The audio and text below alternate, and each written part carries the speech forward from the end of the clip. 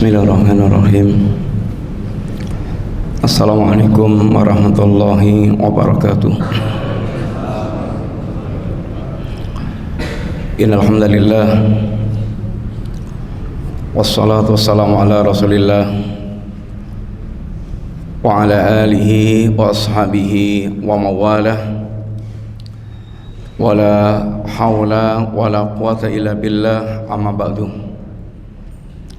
Alhamdulillah, Bapak Ibu jamaah sekalian rahimani wa rahimakumullah, melanjutkan pelajaran kita pada pekan yang lalu, mengambil fawaid atau mengambil pelajaran ibrah dari dakwah Nabiullah Nuh alaihi salatu wassalam. Telah kita sampaikan diantaranya yang pertama, diantara pelajaran dari perjalanan dakwah Nabiullah Nuh alaihi salatu wassalam yang telah berdakwah selama 950 tahun, menghadapi kenyataan pahit dari umatnya yang beliau telah berdakwah malam siang dengan terang-terangan, dengan sembunyi-sembunyi, menyampaikan motivasi, memberikan ancaman, dan didapatkan kaumnya Nabiullah Nuh dalam keadaan itu semakin lari dari dakwanya Nabiullah Nuh, dan tidaklah mengikuti Nuh kecuali sangat sedikit. Dari 950 tahun dikatakan pengikutnya Nuh sekitar 80-an orang. 80 orang selama 950 tahun. Maka di antara pelajaran yang pertama adalah bagaimana setiap dai itu dia bersabar dalam dakwahnya.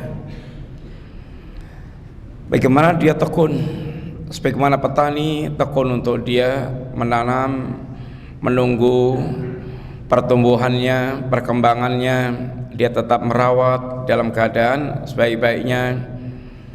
Ini adalah butuh kesabaran.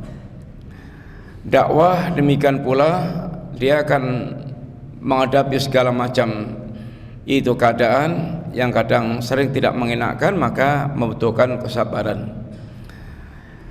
Bagaimana pula Nabi mendidik para sahabat untuk betul-betul mereka yang bersabar saat mereka di Mekah 13 tahun adanya adalah penderitaan, siksaan, umpatan, makar-makar orang Quraisy terhadap Nabi dan para sahabat, dan Allah dan Nabi mendidik mereka untuk senantiasa itu bersabar. Kemudian yang kedua sekalian, seorang dai hendaknya dia hanya bertawakal kepada Allah Ta'ala, mengembalikan atau menyadarkan kekuatannya semata-mata hanya kepada Allah Ta'ala, sehingga kita diberikan contoh dari dakwah para Nabiullah alaihi salatu wassalam. Ketika para nabi menghadapi tantangan-tantangan kaumnya, makar-makar para musuhnya, contoh adalah Nabiullah Nuh. Allah kisahkan dalam surat Yunus, watlu alihim naba'a Nuhin.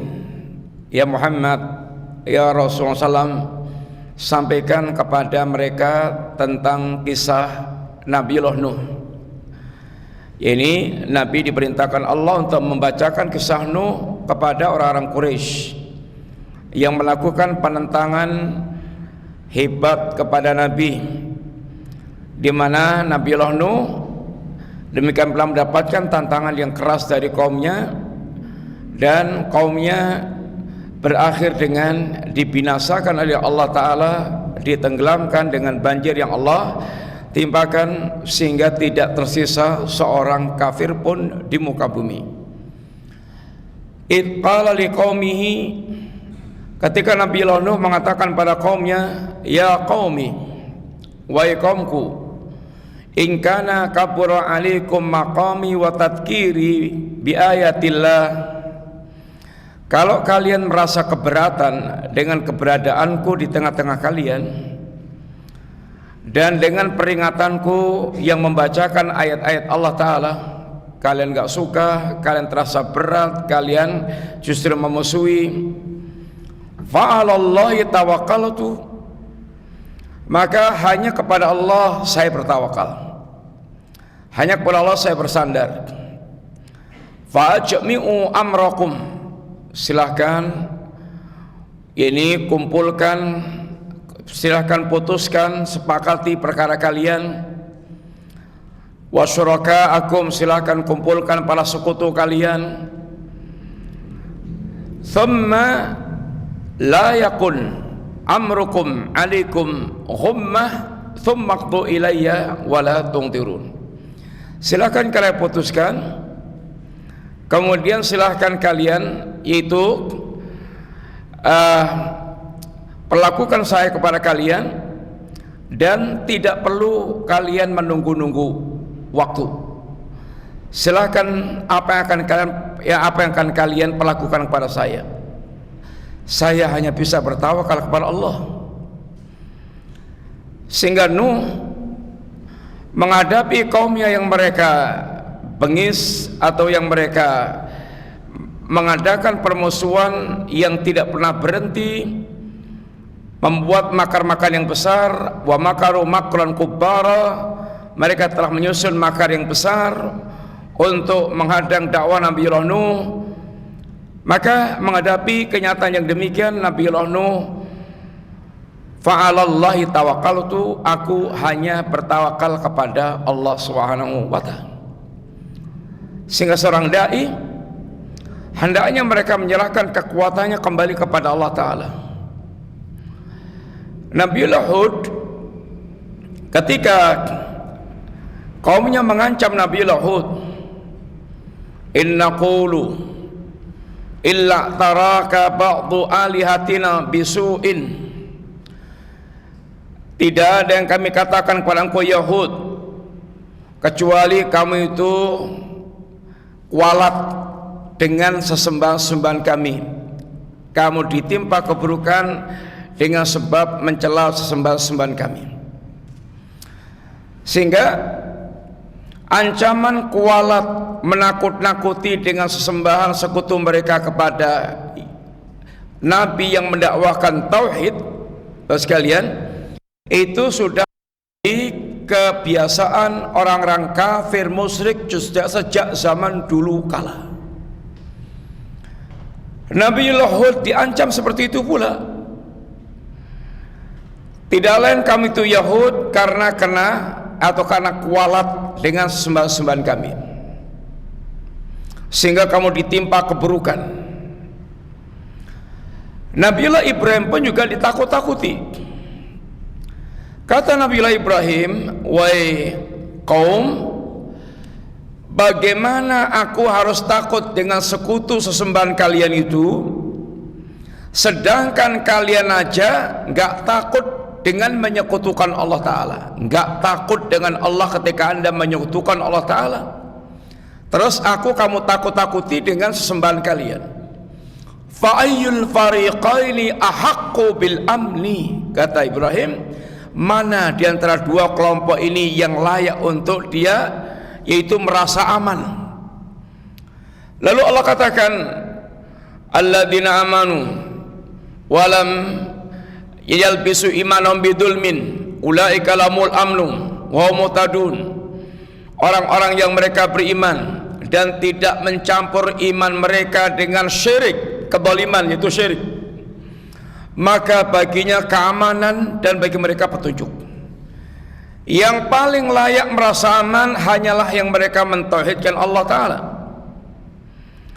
Maka kalau mereka menakut-nakuti dengan sesembahan mereka, sekutu mereka, maka seorang mukmin dia tidak takut dengan ancaman mereka, karena dia punya sandaran yang paling sempurna, yaitu Allah Ta'ala. Itu Allah Ta'ala.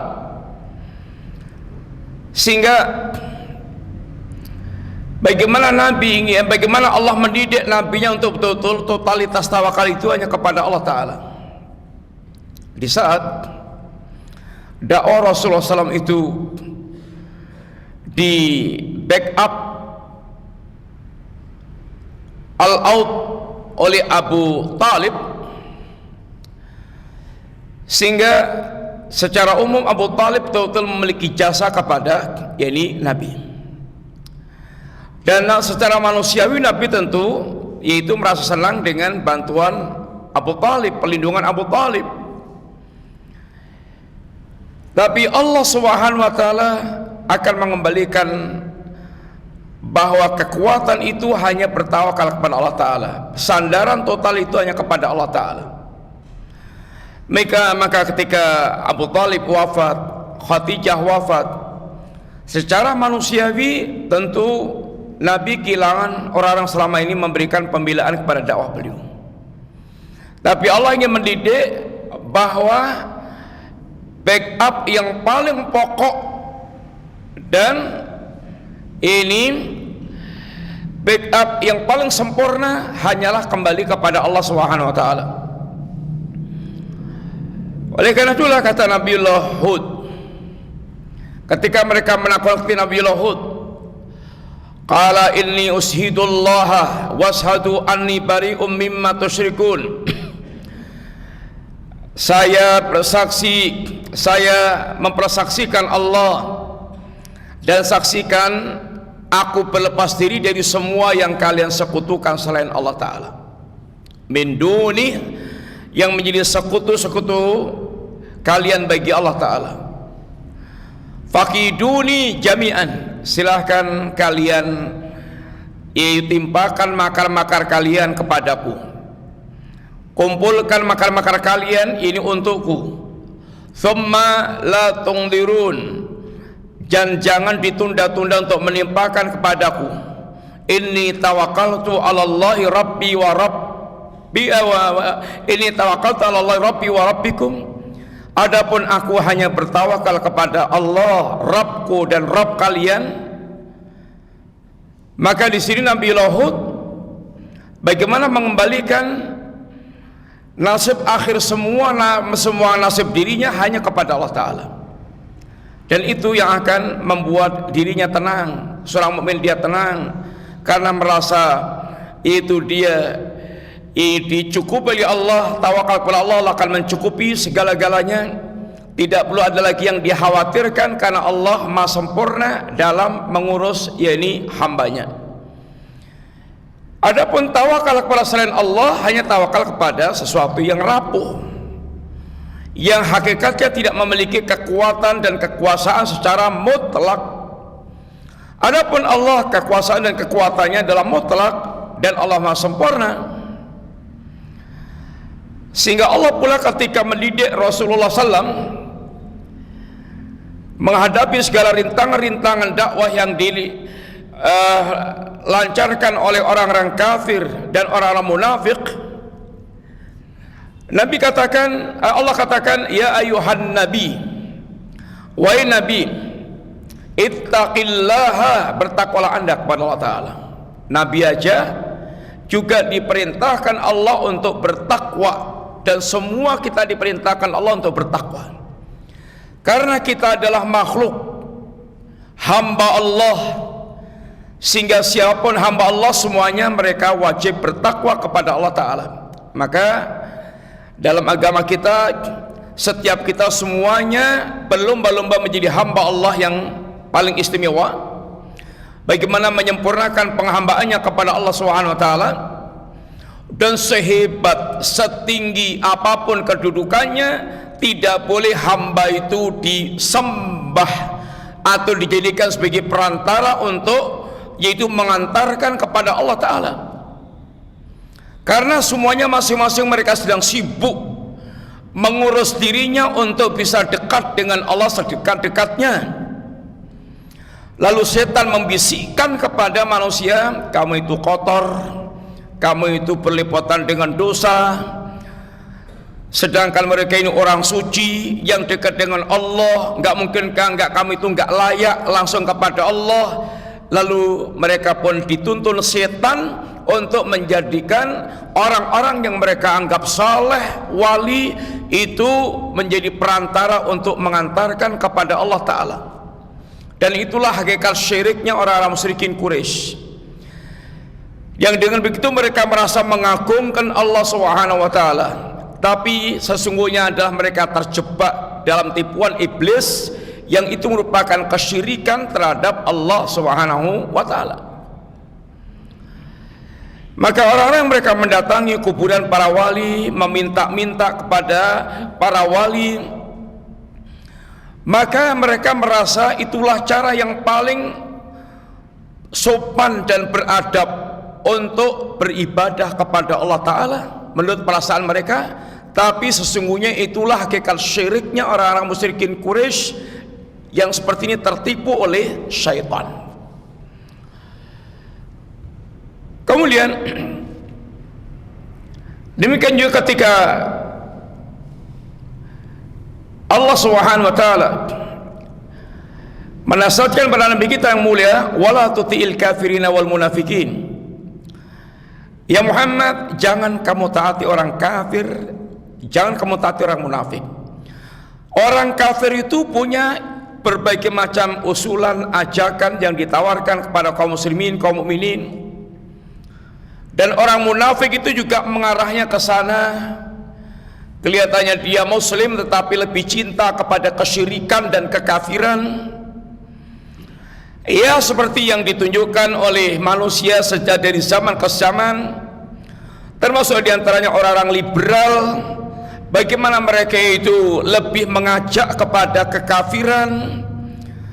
Pemikiran-pemikirannya penuh dengan pemikiran kekufuran, tapi mereka tidak malu menampakkan keislaman. Ya Muhammad, jangan taati orang kafir, jangan taati orang munafik. Mereka sangat ambisi sekali untuk kemudian membawa muslimin kepada kekafiran dan murtad dari agamanya. Wattu law takfuruna kama kafaru fatakununa sawa. Mereka itu ambisi banget, kata Allah Ta'ala. Ambisi banget. Seandainya kalian menjadi kafir kayak mereka kafir, sehingga kalian dengan mereka sama.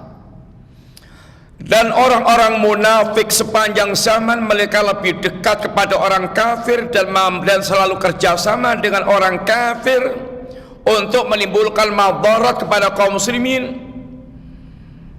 Masjid Dirar itu adalah buah karya kerjasama antara munafik dengan Abu Amir Al-Fasik yang ada di Syam, yang kafir, yang Allah Subhanahu wa Ta'ala menamai masjidan diraran wa kufran wa tafriqan bainal mu'minin wa irsatan liman haraballaha wa rasulah min qablu. Masjid Dirar, nah dinamai Allah masjid yang memiliki dampak yang membahayakan bagi muslimin. Katakan masjid diraran wa kufran, yang masjid ini tegak di atas asas kekafiran, bukan membangun masjid karena mereka bertakwa kepada Allah, tapi tegak di atas kekafiran.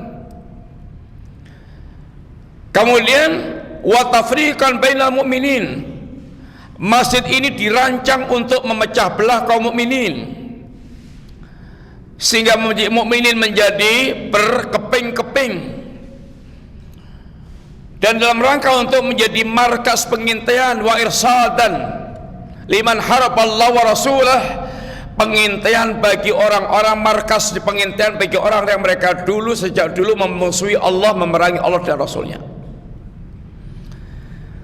Dan orang-orang munafik minta Nabi untuk meresmikan masjid ini, tapi waktu itu Nabi sedang sibuk siap-siap untuk berangkat ke perang Tabuk. Nanti aja kalau udah pulang dari perang Tabuk. Sepulang di perang Tabuk, 1-2 hari sebelum Nabi nyampe Madinah, Tabuk itu Bapak sekalian jaraknya jauh dari Madinah, 700 kilo, sehingga pulang dari Tabuk ke Madinah ya berhari-hari. yang ada jalan atau naik onta. 1-2 hari menjelang kedatangan Nabi di Madinah, Allah turunkan ayat tentang Masjid Dirar, yang akhirnya kemudian Nabi perintahkan untuk dihancurkan masjid ini tersebut. Ini adalah hasil kerjasama antara orang munafik dengan Abu Amir Al-Fasik.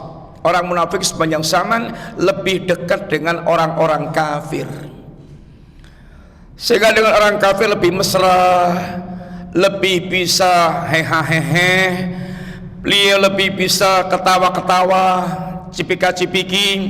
Tapi kalau dengan orang Islam sendiri justru kejam, kemudian brutal, kemudian sangat itu menunjukkan sikap-sikap yang arogan.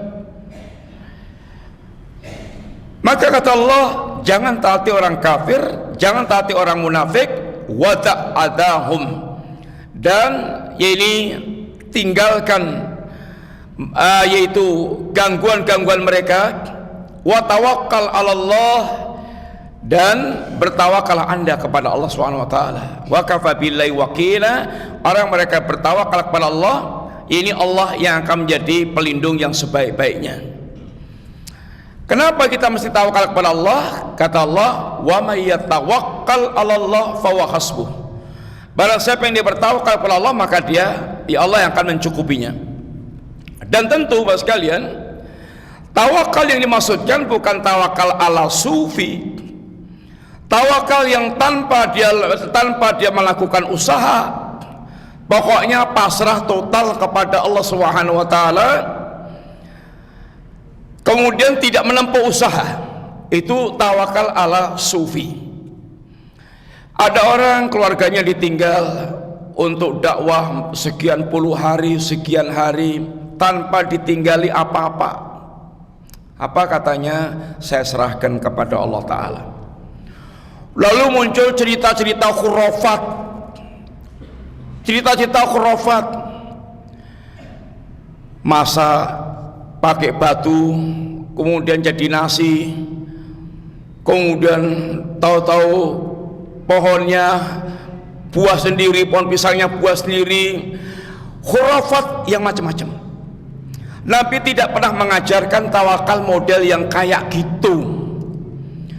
Tawakal yang Nabi ajarkan ketika Nabi mau hijrah ke Madinah, Nabi mencari waktu yang bisa menyelimurkan mereka keluar di waktu malam. Nabi persiapkan bekal untuk perjalanan ke Madinah. Nabi membuat strategi tidak langsung jalan ke arah Madinah, bahkan mencari jalan yang berlawanan dari Madinah. Nabi menyewa guide, ya ini petua penunjuk jalan supaya lancar jalannya ke arah Madinah. Ini semuanya adalah bentuk tawakal, mengambil sebab-sebab, melakukan sebab-sebab yang akan mengantarkan kepada tujuan mereka.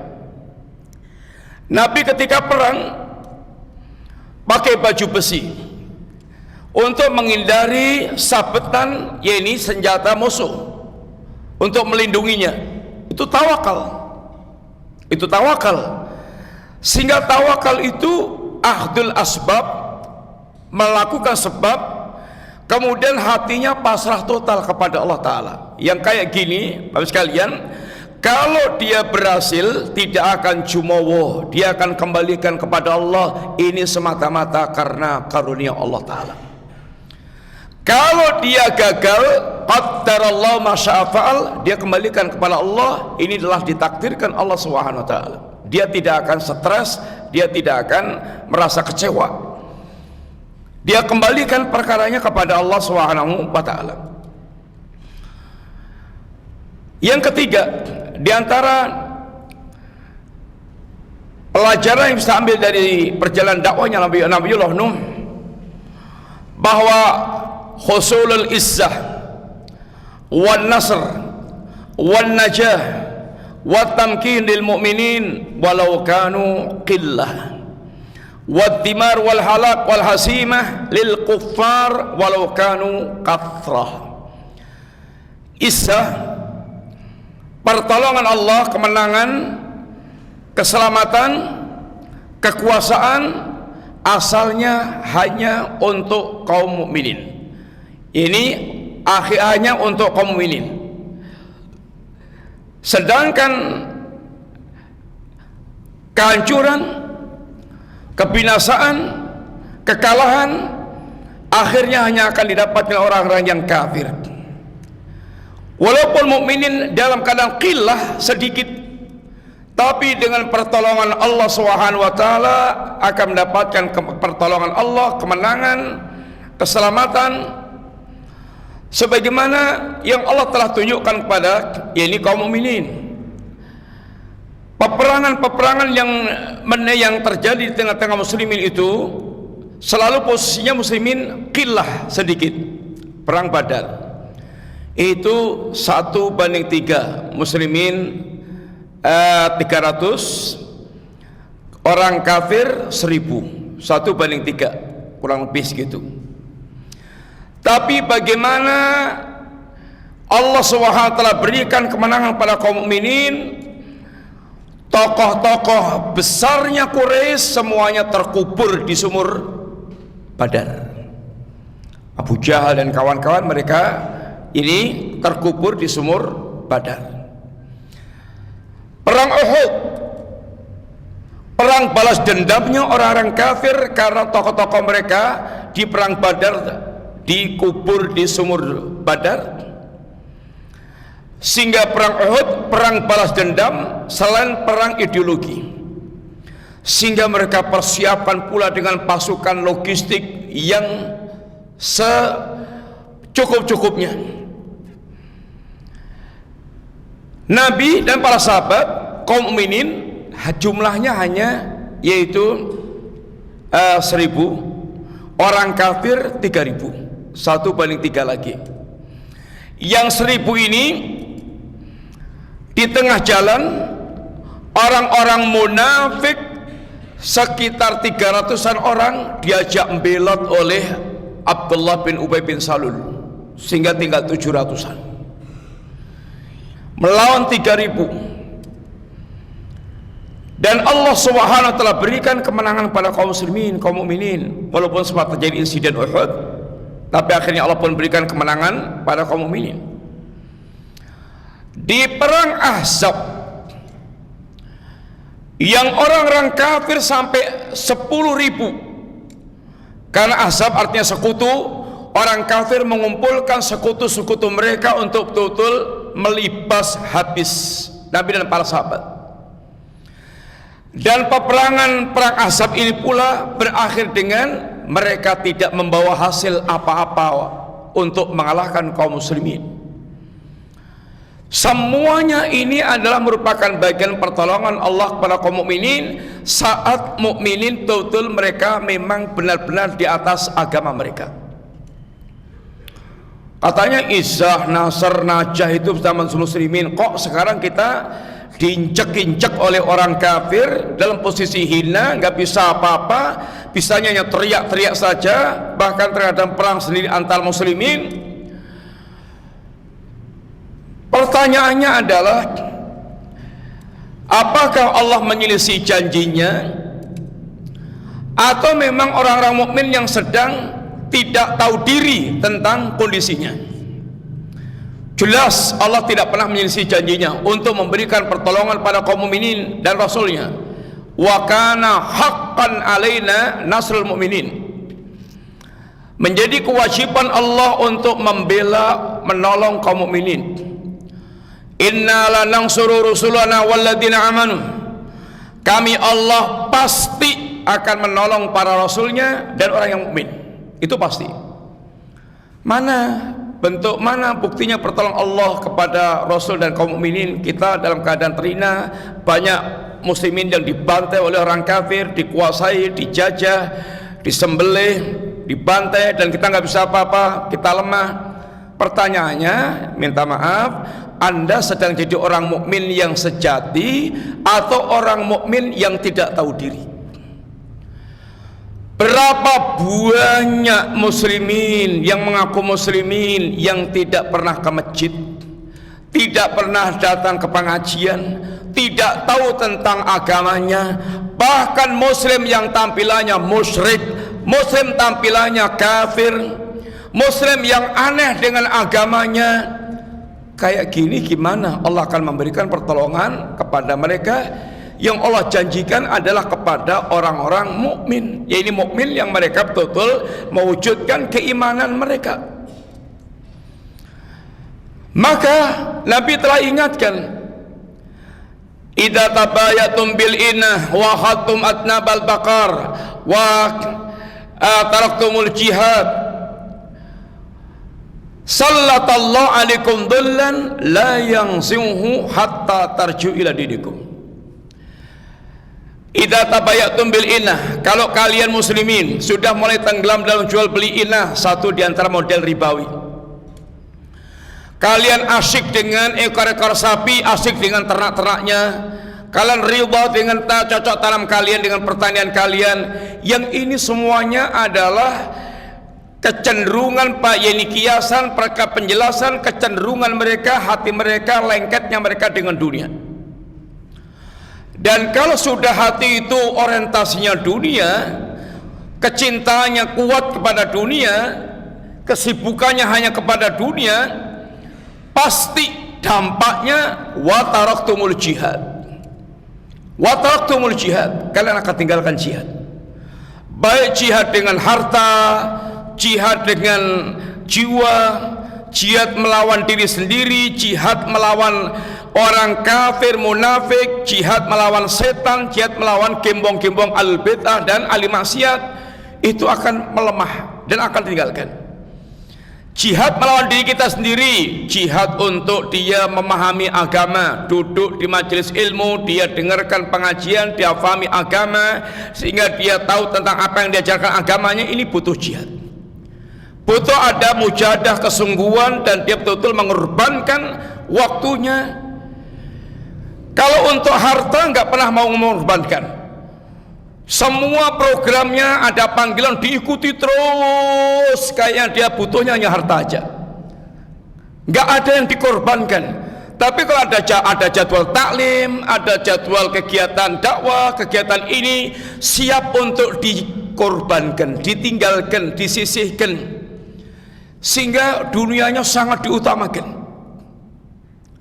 Yaitu bagian kenyataan yang kita hadapi di tengah-tengah muslimin. Sehingga untuk Islam itu tinggal sisa-sisa waktu, sisa-sisa tenaga, nggak ada keseriusan untuk dia berpikir tentang untuk agamanya.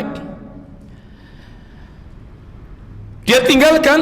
Ini jihad, termasuk dia untuk diri sendiri, untuk mempelajari agama, mengamalkan agama, mendakwakan agama, bersabar. Jihad melawan orang kafir munafik, bagaimana mengunggulkan kalimat Allah dan merendahkan kalimat kekafiran, dan merendahkan kalimat kekafiran. Bagaimana dia akan mengunggulkan kalimat Allah kalau dia nggak punya kebanggaan dengan kalimat Allah? Bagaimana dia akan yaitu merendahkan kalimat kufur dan syirik kalau dia nggak punya kebencian kepada kalimat kufur dan syirik? Bahkan dianggap sama antara tauhid dan syirik, kufur dan iman, dengan ungkapan semua agama sama. Menyamakan antara langit dan bumi, menyamakan antara siang dan malam. Tentu ini kezaliman yang sangat besar. Jihad melawan gembong-gembong ahlul bid'ah dan ahli maksiat, bagaimana menepis syubhat mereka, bagaimana memberantas kemaksiatan, ini semuanya adalah wilayah jihad. Tapi kalau orang hatinya sudah kecantol dan lengket dengan dunia, yang Nabi ungkapkan dengan istilah hubbud dunya wa karahiyatul maut, cinta dunia dan takut mati, ya bagaimana mereka akan tergerak untuk dia membela agamanya yang penuh dengan resiko. Beda generasi di zaman para sahabat Nabi radhiyallahu anhum jami'an. Khalid ketika mendatangi satu kaum, apa perkataannya? Ji'tu biqaumin yuhibbunal mauta kama tuhibbunal hayah. Aku datang dengan pasukan yang kecintaan mereka kepada kematian seperti kecintaan kalian kepada kehidupan. Orang-orang kayak gini karena mentalnya mental kampung akhirat. Seandainya mereka mati, itu yang mereka cari untuk segera masuk ke wilayah kampung akhirat. Tapi orang mereka hubud dunia, itu pasti akan benci pada kematian. Semua yang akan membawa resiko mundur teratur, nggak mau dia ambil resiko. Tapi kalau ada keuntungan dunia, paling depan untuk dia bisa menerima keuntungan dunia. Tapi kalau ada resiko berkaitan agamanya, dia paling belakang. Akan menimbulkan ketakutan. Dulu para sahabat ketika Nabi bacakan ayat wasari'u ila magfiratin min rabbikum wa jannatin arduha samawati wal ardu iddat lil muttaqin, segeralah anda menuju ampunan Allah dan surganya Allah yang seluas langit dan bumi, yang Allah sediakan untuk orang bertakwa. Ada seorang sahabat yang mereka kemudian mengatakan bah. Apa maksud anda mengucap kalimat bah ya Rasulullah, aku yang menjadi penghuni jannah. Langsung sahabat ini kemudian dia ini terjun ke medan ini jihad. Ketika Nabi menghasung para sahabat, barang siapa yang mereka mempersiapkan jaisul usrah, mempersiapkan keberangkatan jihad, ini ke Tabuk, baginya jannah, baginya surga. Para sahabat kemudian semangat mempersiapkan keberangkatan jihad. Di antara mereka bagaimana mempersembahkan hartanya. Abu Bakar Siddiq pernah membawa hartanya untuk meninggikan kalimat Allah. Semua harta tanpa tersisa itu semuanya diserahkan pada Nabi. Apa yang anda tinggalkan untuk keluarga anda Abu Bakar? Allah wa Rasulah. Yang aku tinggalkan Allah dan Rasulnya Rasulullah. Umar datang dengan separuh hartanya. Apa yang anda tinggalkan untuk keluarga anda ya Umar? Mislah, semisal ini ya Nabi.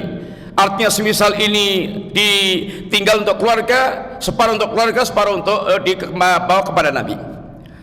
Utsman menyerahkan 950 unta, 50 kuda, 1000 dinar, setara dengan kalau itu 1 juta, maka 1000 dinar itu kira-kira 4 miliar.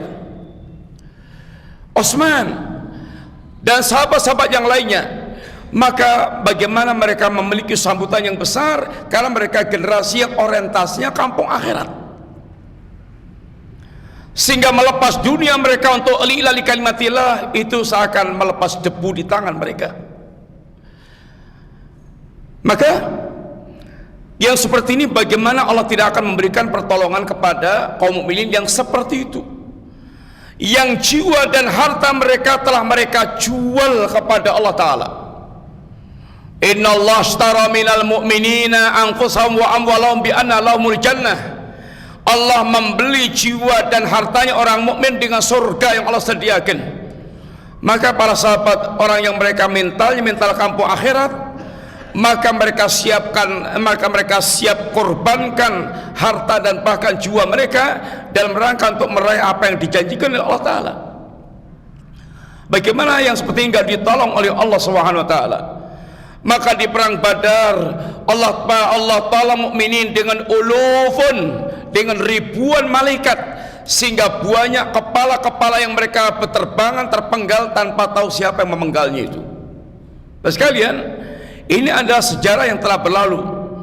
Bagaimana para sahabat mereka yang betul-betul memang jiwanya telah mereka persembahkan untuk meninggikan kalimat Allah, maka Allah berikan pertolongan. Pertolongan itu bersama dengan orang mereka betul-betul membuktikan dirinya adalah mukminin. Dia adalah mukmin. Kemudian dan di antara faedah dari pelajaran dakwah Nabi Nuh, Allah akan menyelamatkan dari azab orang-orang yang mereka beriman, bertakwa, dan akan mengadab orang mereka itu, yaitu durhaka, kafir, walaupun anak turunnya Nabi. Anaknya Nabi Nuh ya ikut ditenggelamkan, walaupun dia anaknya Nabi. Kalau dia kafir ditenggelamkan, diadab oleh Allah Ta'ala. Tapi walaupun dia budak, kalau dia beriman dia diangkat oleh Allah Ta'ala. Ini dulu sekarang mudah-mudahan manfaat. Jazakumullah khair, maturnuun. Wassallallahu ala nabiyina Muhammadin wa ala alihi wasallam. Assalamualaikum warahmatullahi wabarakatuh.